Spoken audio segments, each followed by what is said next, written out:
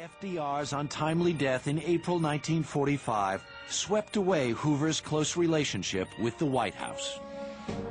But in the future, his power over public opinion would surpass even the president's. He would use the fear of communism to spy on thousands of Americans and define the Cold War at home. These red fascists distort, conceal, misrepresent, and lie to gain their point.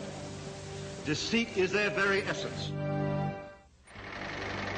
Just as he tapped the fear of gangsters during the Great Depression and the Nazis during World War II, next, J. Edgar Hoover exploited the fear of communists to establish himself as the supreme defender of the nation's morality. We of the FBI feel that we're a part of a team to make America a great and decent place in which to live. We're on that team, all of us.